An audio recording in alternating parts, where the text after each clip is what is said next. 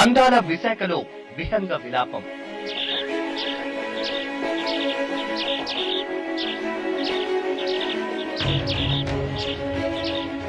కనుమరుగైన పిచ్చుకలు, పక్షులు.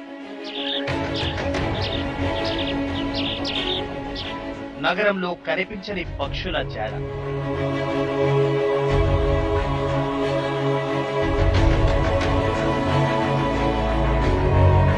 వందల సంఖ్యలో సెల్ టవర్లు, ఉక్కు నగరాన్ని కమ్మేసిన రేడియేషన్.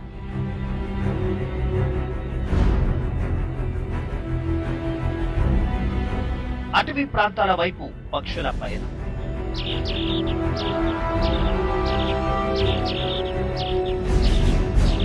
గతంలో వేల సంఖ్యలో పిచ్చుకలు, 100% తగ్గిన పిచ్చుకల సంతతి.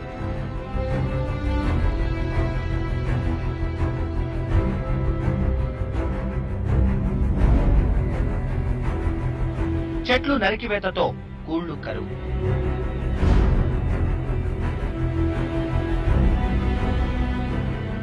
రేడియేషన్తో పునరుత్పత్తి శూన్యం. దెబ్బతింటున్న జీవ వైవిధ్యం.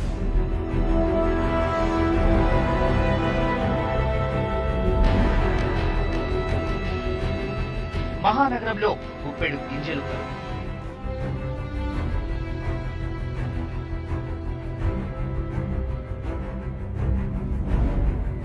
మానవ తప్పిదం, పక్షులకు శాపం.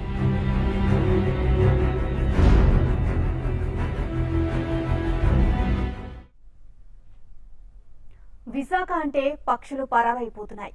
కారణం రేడియేషన్. ఈ ఉక్కు నగరం కాంక్రీట్ జంగిల్గా మారిపోయింది. దీంతో సంప్రదాయ పిచ్చుకలతో పాటు ఎన్నో పక్షి జాతులు అంతరించిపోతున్నాయి. అటు నగరంలో ఆహారం దొరకపోవడం, ఆవాసం లేకపోవడంతో అటవీ ప్రాంతాల వైపు వలసపోయాయి. కనుమరుగవుతున్న పక్షులు, ఆవాసాలు లేక పిట్టల అవస్థలు.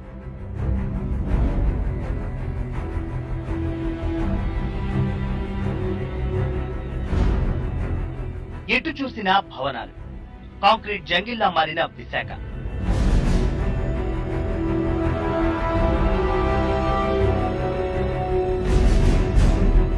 అవును, విశాఖ మారిపోయింది.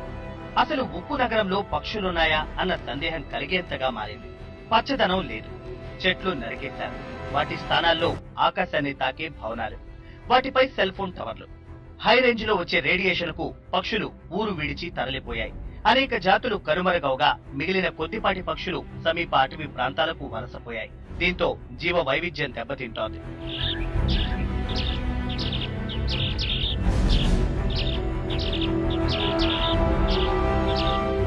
గతంతో పోలిస్తే విశాఖలో పక్షుల సంఖ్య 100% తగ్గిపోయిందనేది పర్యావరణవేత్తల మాట.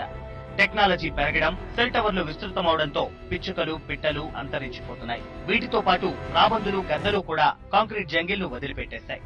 రేడియేషన్ ప్రభావంతో మనుషుల్లోనే కాదు అటు పక్షుల్లోనూ పునరుత్పత్తి వ్యవస్థ దెబ్బతిని జాతి వృద్ధి చెందడం లేదు. స్పారోస్ కూడా రేడియేషన్ ఇంపాక్ట్ వల్ల చాలా తరిగిపోయినాయి అని చెప్తున్నాం. 70% వరకు వాటి పాపులేషన్ దెబ్బతింటుంది అని. Though they are prolific breeders అయినా కూడా రేడియేషన్ ఇంపాక్ట్ స్పారోస్ మీద అంత ఉంది అని చెప్తున్నాం. It is experimentally proved. ఏంటంటే నర్వస్ సిస్టమ్ మీద దాని ఇంపాక్ట్ ఉంది. అలాగే స్పర్మ్ కౌంట్ కూడా పడిపోతుందని ర్యాట్స్ లో, స్పెయిన్ లో ఎక్స్పెరిమెంట్స్ చేసి ప్రూవ్ చేశారు. జీవ వైవిధ్యంలో పక్షుల పాత్ర కీలకం. క్రిమి కీటకాల నుంచి పంటల్ని కాపాడేవి పక్షులే. రాబందులు, గద్దలు కళేబరాలను తింటూ ఇన్ఫెక్షన్ లాంటివి వ్యాపించకుండా కాపాడతాయి కూడా. పక్షుల మనుగడపై విశాఖ విద్యార్థి షణ్ముఖ మాధవ్ ఓ యానిమేటెడ్ ఫిల్మ్ ను రూపొందించాడు.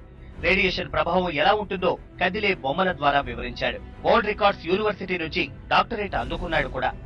అంతరించిపోతున్న పక్షి జాతుల్ని కాపాడి భావి తరాలకు ఇవ్వాలన్నదే తన ధ్యేయమంటున్నాడు ఈ విద్యార్థి. హుదూద్ తుఫాన్